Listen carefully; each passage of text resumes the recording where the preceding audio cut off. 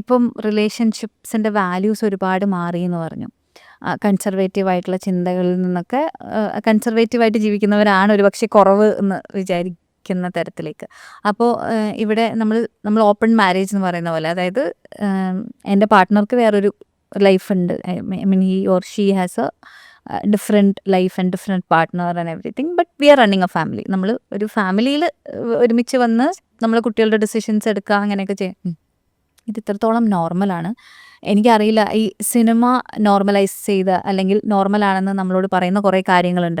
അതിൽ പെടുന്ന കാര്യമാണ് ഇതൊക്കെ. അതായത് even if my partner has another relationship and we know, പക്ഷെ നമ്മൾ ഡിസ്കസ് ഒന്നും ചെയ്യുന്നില്ല, ബട്ട് വി നോ. അത്തരത്തിലുള്ള റിലേഷൻഷിപ്പൊക്കെ നമ്മൾ വിചാരിക്കുന്ന അത്രയും തന്നെ നോർമലാണോ, ഓക്കെ ആണോ? അത് നോർമലാണെന്നോ ഓക്കെ ആണെന്നോ എനിക്ക് പറയാൻ പറ്റില്ല. പക്ഷെ ക്വസ്റ്റ്യൻ തുടങ്ങിയെടുത്ത് ഞാൻ പറയും, കൺസർവേറ്റീവ് ആണ്, ആ മെത്തേഡാണ് ഫോളോ ചെയ്യുന്ന വെച്ചിട്ട് അത് നല്ലതാണെന്ന് നിർബന്ധമില്ല. ഹാപ്പിയാണ്, സെക്യൂർ ആണ്, സേഫ് ആണ് എന്നുണ്ടെങ്കിൽ അതാണ് ടിക്ക്. ഓക്കെ. ഇനി ഈ ഓപ്പൺ മാരേജും ഓപ്പൺ റിലേഷൻഷിപ്സും ഒക്കെ ഇപ്പൊ കുറച്ച് കൂടുതലായിട്ട് കണ്ടുവരുന്നുണ്ട് പണ്ടത്തെ കാര്യങ്ങൾ വെച്ച് നോക്കുമ്പോൾ. ആൻഡ് അത് എന്താ പറയുക, ആളുകൾ അതിനെപ്പറ്റി പറഞ്ഞു തുടങ്ങി, ഷെയർ ചെയ്ത് തുടങ്ങി, അല്ലെങ്കിൽ അതിനെപ്പറ്റിയുള്ള ഡിസ്കഷൻസ് വന്നു തുടങ്ങി. മേ ബി പണ്ടും ഇങ്ങനത്തെ പല കാര്യങ്ങളൊന്നും ഉണ്ടാവാതിരുന്നിട്ടൊന്നും ആവില്ല. അതെ. ഓക്കെ. അത് വളരെ സീക്രട്ടീവായി നടക്കുകയോ അല്ലെങ്കിൽ പുറത്തു വരാതിരിക്കുകയോ ചെയ്തായിരിക്കാനേ സാധ്യത. അപ്പോൾ സോഷ്യൽ അക്സെപ്റ്റൻസ് കൂടി വരുന്നത് സോഷ്യലി ഇങ്ങനത്തെ കാര്യങ്ങൾ കൂടി വരുന്നതുകൊണ്ടായിരിക്കില്ലേ? അല്ലേ? നമ്പർ ഓഫ് ആളുകൾ അങ്ങനെ ചെയ്യുന്നത് കൂടുതലായിട്ട് വരുമ്പോഴാണ് സോഷ്യലി അത് സംസാരിക്കാൻ പറ്റുന്നൊരു വിഷയമാവുന്നതോ അല്ലെങ്കിൽ പറഞ്ഞാലും കുഴപ്പമുണ്ടാവില്ലായിരിക്കും എന്നുള്ളൊരു തോന്നലിലേക്കെങ്കിലും എത്തുന്നത്. പക്ഷെ ഇതിന് ശരിയെന്നും തെറ്റുമെന്നും പറയാൻ പറ്റുന്നില്ല. പലച്ചക്ക് രണ്ട് പാർട്ട്നേഴ്സിനും രണ്ട് ഡിഫറെൻറ്റ് പാർട്ട്നേഴ്സ് ഉണ്ട് എന്ന് പറയുമ്പോൾ അവരതിൽ ഓക്കെയാണ്. പിന്നെ ഞാൻ അത് സെറ്റാണ്, ഞാനത് ഞാനെങ്ങനെ പറയാം? അല്ലേ, ശരിക്കും ഓക്കെ ആയിരിക്കുമോ അവർക്ക്? അങ്ങനെ അറിയോ, രണ്ടുപേരെ അടിയിട്ടിട്ട് വീട്ടിനകത്ത് ഭയങ്കര ബഹളം വെച്ച് കുട്ടികളുടെ അടുത്തും കുട്ടികളുടെ മുന്നിൽ വെച്ചിട്ടും ഒക്കെ ബിഹേവ് ചെയ്യുന്നതും, രണ്ടാൾക്കാർ അവരുടേതായിട്ടുള്ള പേഴ്സണൽ ലൈഫിൽ അവർ അതത് രീതിയിൽ ബിഹേവ് ചെയ്യും. ആൻഡ് ഈ ഒരു സ്പേസിലേക്ക് വരുമ്പോൾ വളരെ ഹെൽത്തി ആയിട്ട് ഗുഡ് പ്രൊവൈഡേഴ്സായിട്ടും ഗുഡ് അണ്ടർസ്റ്റാൻഡിങ് ഉള്ള പാരൻസുമായിട്ടും ബിഹേവ് ചെയ്യുമ്പോൾ കുട്ടികളെ സംബന്ധിച്ചിടത്തോളം ഇതാണ് മോർ ഹെൽത്തിയർ. ഓക്കെ.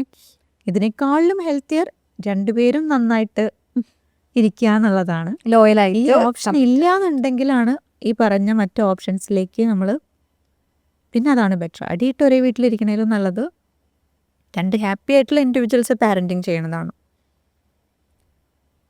ഞാൻ പറഞ്ഞത് ക്ലിയർ ആണല്ലോ? രണ്ട് ഹാപ്പി ആയിട്ടുള്ള കപ്പിൾസ് ആയിട്ട് അവർക്ക് പാരന്റിങ് ചെയ്യാൻ പറ്റുമെങ്കിൽ അതാണ് ഏറ്റവും ബെസ്റ്റ്. അല്ലാന്നുണ്ടെങ്കിൽ രണ്ട് സെപ്പറേറ്റ് ലൈഫുള്ള ഹാപ്പി ആയിട്ടുള്ള ആൾക്കാരായിട്ടാണെങ്കിലും ശരി, ഹാപ്പി ആയിട്ടുള്ള പാരൻസ് ആയിട്ട് കുട്ടികളുടെ കാര്യത്തിൽ പ്രൊവൈഡ് ചെയ്യണതാണ് നല്ലത്. പക്ഷെ ഇതിലെപ്പോഴും പ്രശ്നം വരെ എന്താ അറിയോ, ഈ പറഞ്ഞ പോലെ രണ്ടാൾക്കും രണ്ട് ഹാപ്പി ആയിട്ടുള്ള ലൈഫ് ഉണ്ടെങ്കിലേ അവിടെ ഹാപ്പി ആയിട്ട് ഇരിക്കാൻ പറ്റുള്ളൂ.